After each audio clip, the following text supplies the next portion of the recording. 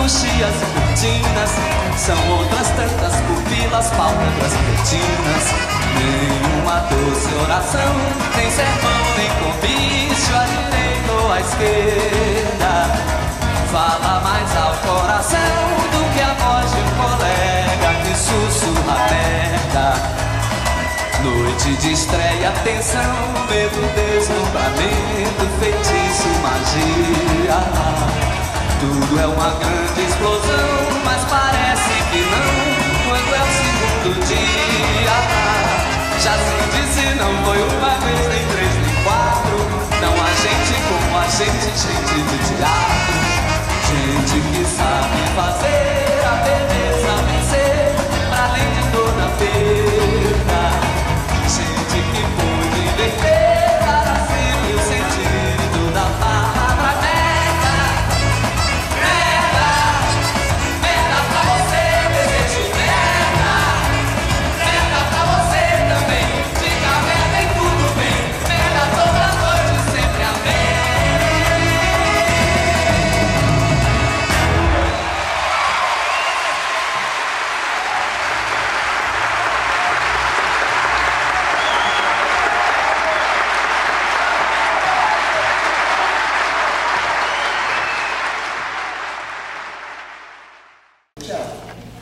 E ali na porta estacionada, ali parado, ali amarrado, o animal mijava e cagava naturalmente. Aí você passava na porta e já, pô, fedor, caramba, né? Significava dizer o quê? Que a casa estava cheia. Porque tinha muita merda na porta do teatro. É por isso que a gente fala merda pra você. Fala merda pra você, porque você tem uma casa cheia. E se tem casa cheia, tem grana, coisa que Mateus e eu não temos. Tá? Então é por isso que a gente fala merda pra vocês. Resistência para mim é não arredar o pé. Aí que começou o caos. Para mim é o seguinte, se voltar atrás só se for para pegar impulso, para ir mais para frente ainda. Então eu não desisto, eu não uso a estratégia do boicote, eu não abandono meus companheiros. Resistência é informação. Quando a informação chega na cabeça da pessoa e ela sabe que aquele docinho artesanal que ela faz lá no canto da Praia de Siqueira é único, ela vai se valorizar. E quando ela sabe que existe uma lei que pode, um edital que pode fomentar patrimônio imaterial de doces artesanais, de gastronomia artesanal no interior do estado do Rio, ela entra no edital e ganha esse edital. Ela recebe um financiamento público. A informação precisa chegar até as pessoas. Informação é poder, cara. Não é à toa que as pessoas seguram essa informação, vendem informação. Outra forma de resistência é se organizar em grupos de teatro, através dessa organização, fazer teatro de protesto, questionar a política, questionar a sociedade, questionar os padrões da sociedade, desafiar os tabus. Que fala muito de poder público, fala muito de sociedade, mas esse tripé é feito por quem? Pela iniciativa privada. As empresas, os comerciantes, as universidades de Cabo Frio não entram com nenhuma participação financeira em nada. E quando entram, é uma merreca desse tamanho e diz que está ajudando. Não encara como valorização da marca, como contrapartida e como responsabilidade social. Porque lucra no lugar. Se eu lucro no lugar, se eu tenho 2.000 alunos numa cidade, eu tenho que financiar um projeto público daquela cidade, eu tenho que financiar um projeto social daquela cidade, eu tenho que gastar naquela cidade. Não pegar o dinheiro e levar para a minha matriz. É isso. Resistência aqui é produção. A gente tem que produzir. Quem tem que sobreviver com arte, ele acaba desenvolvendo uma série de talentos, né? Porque a gente precisa sobreviver. Porque eu fui autônomo minha vida inteira. O que eu puder fazer, na verdade, no meio artístico, você acaba dizendo sim para tudo, para depois ver até se você sabe fazer.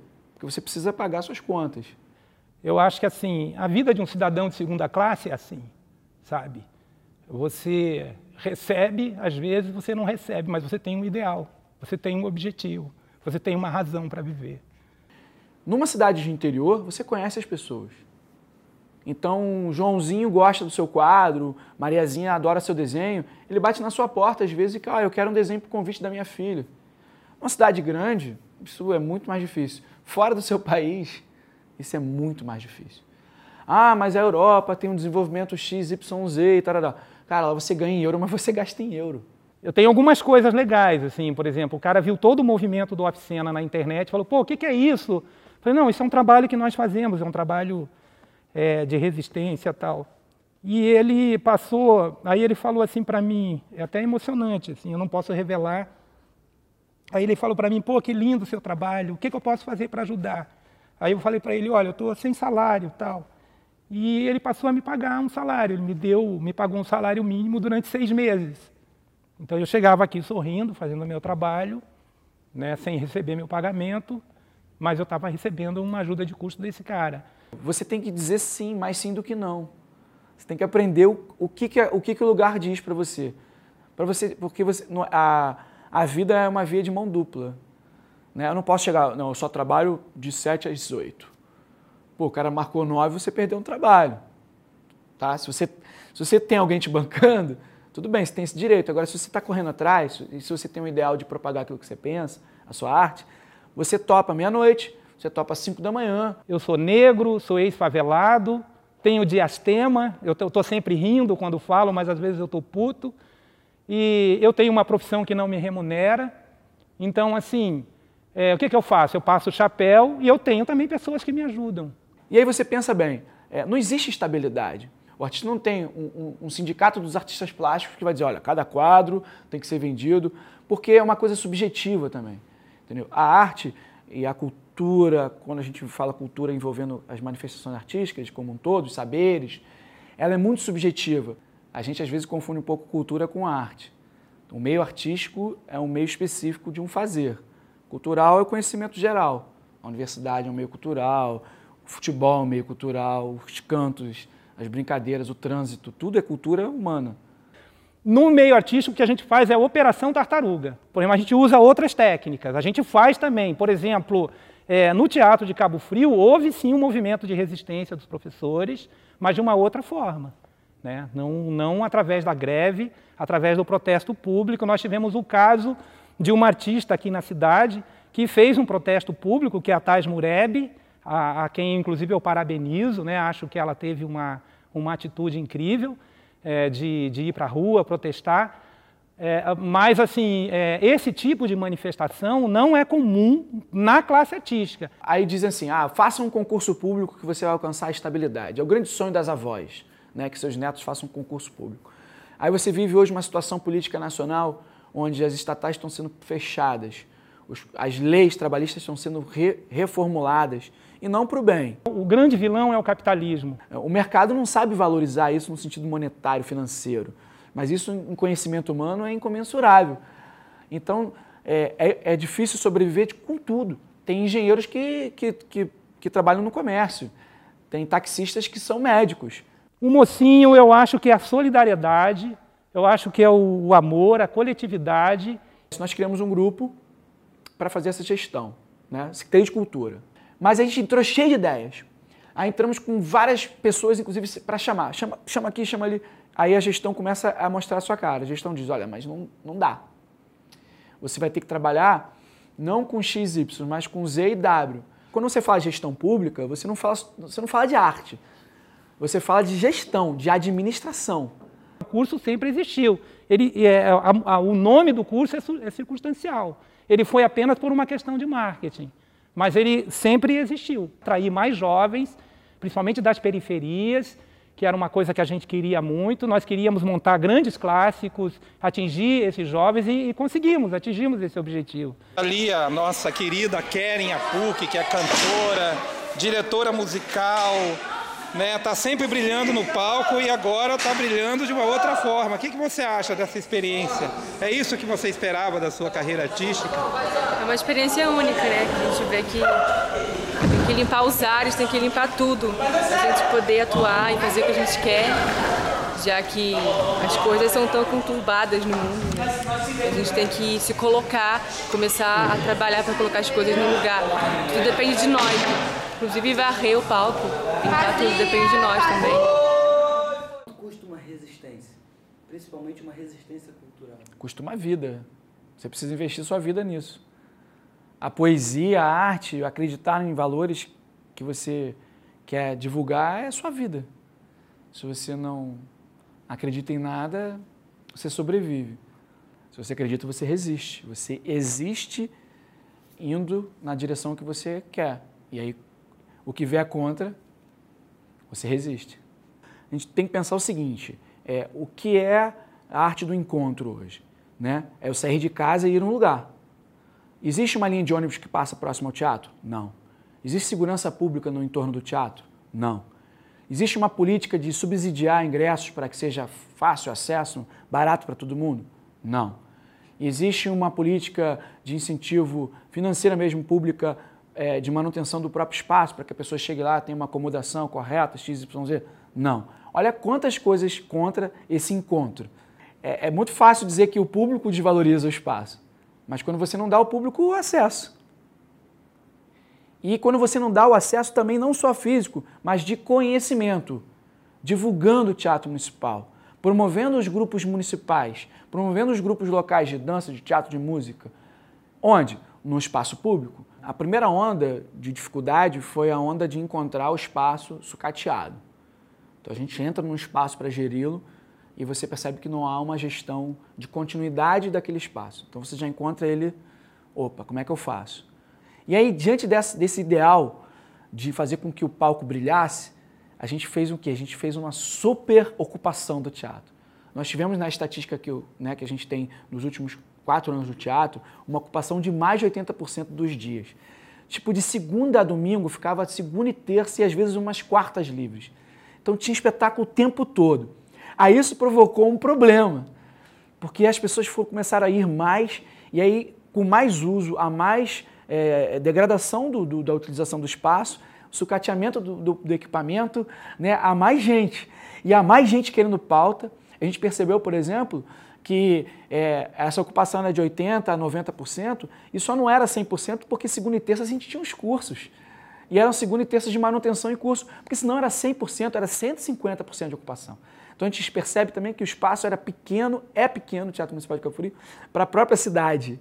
Eu acho que deve haver mais participação de toda a população na hora da discussão do orçamento público municipal, né, que é sempre aprovado no ano anterior. Isso não pode ser gerido só pela equipe de uma prefeitura. Tem que haver uma consulta pública. Onde que a gente precisa investir mais em Cabo Frio?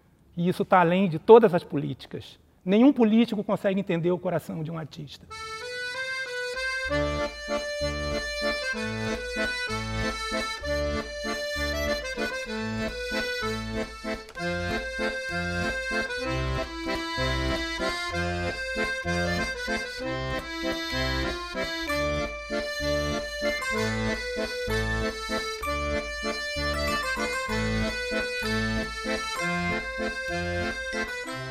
O FESC não é mais um festival de esquete, né? O FESC é um festival de arte. É um festival que reúne cenas, espetáculos de curta duração de teatro, né? Esquete. É basicamente isso. O FESC surgiu como um festival de esquete, mas desde o seu início sempre teve muitas outras vertentes artísticas no palco. A gente sempre convidou dança, circo, performance, poesia. E hoje se tornou um grande festival de muitas artes, com o pano de fundo ainda com as cenas, né, com os espetáculos de curta duração. Mas, além disso, tem música, shows, performances, poesia. Então, é um grande evento, um grande encontro de arte. 2017, vamos para 15 anos de festival. 2016, o FESC foi resistência. Foi a nossa hashtag, foi a nossa campanha. Ele não ia acontecer, a gente não tinha dinheiro, não tinha condições nenhuma. A gente fez com o coração e com a doação de muitas pessoas. Tudo que culminou no 14º FESC, né, toda essa resistência, esse cansaço, foi em conjunto com esse coração das pessoas que trabalham com arte, que acreditam naquilo. É um festival que tem uma tradição e tem uma história, não só na cidade, como no estado e no Brasil todo. Então, um ano sem dinheiro, um ano sem premiação, um ano sem recursos, vieram grupos do Brasil todo, trabalhando em equipe de altíssima qualidade, voluntários. Há um desgaste e há um custo muito grande disso tudo, financeiro, psicológico, emocional, mas há um ganho muito grande nisso tudo. Um ganho poético, um ganho da arte, um ganho do viver, do fazer. Porque a gente é na vida aquilo que a gente vive. Quem viveu o 14º FESC, viveu. Quem perdeu vai escutar, vai se ouvir falar. Há patrocinadores, há empresas em Cabo Frio que já entendem o FESC como um investimento e como uma boa contrapartida para aquele trabalho que eles fazem e são parceiras. A gente não pode negar, essas pessoas são incríveis, são empresas muito bacanas, né? Só que existe também uma complementação disso que a gente necessita, porque há um custo muito alto, que é o poder público, municipal, estadual e federal. Né? Nós entramos com várias, todo ano a gente manda para vários editais, para leis de incentivo, para tudo. Nós já ganhamos no 8º FESC, nós ganhamos Miriam Muniz, Funarte. Mas esse ano, por exemplo, nós tivemos uma dureza total, porque inclusive esse ano nós não havíamos recebido ainda, né, o dinheiro de um processo de auxílio da prefeitura do ano passado. Então nós ainda devemos dinheiro do dinheiro do passado, entendeu? E tivemos que fazer esse ano, se ainda pagaram no passado e já começando a dever esse ano. Então tivemos que fazer camisas alternativas, né, com stencil, troféu de MDF. Entendeu? A camisa, por exemplo, a gente comprou no dia camisas pretas, eu fiz o stencil, né, e usei color jet, tinta acrílica, e pá, fazendo na hora as camisas chegando e pintando, identificando. Todo mundo curtiu, ficaram lindas na foto. Inclusive teve uma coisa muito interessante que a premiação começando lá embaixo, a cerimônia, e eu terminando de fazer o troféu lá na sala, com a caneta poscazinha, fazendo os desenhos, personalizando. Cada troféu foi único, foi uma obra de arte personalizada. Cada um levou um objeto que com certeza é muito mais poético, importante e de mais peso do que se fosse padronizado, industrial. Nós somos guerreiros. Não, nós somos sobreviventes de um retrocesso. De um país que vive hoje sem o Ministério da Cultura, de uma cidade que vive hoje sem uma Secretaria de Cultura. Então, esse é o retrocesso, de uma Secretaria de Estado de Cultura que também está sendo sinalizada para acabar agora. Então, olha só, os governos e a população não grita nessa hora, não bate panela nessa hora. Mal sabendo que o cara que desenha uma panela é um artista. Então, ele bate no objeto artístico. Então não sabe nem no que bate, sacou? E quando ele bate, ele produz música. E por aí vai. No ano de 2016, a premiação do FESC não foi nada. Foi troféu e certificado. Mas a maior premiação foi o FESC existir.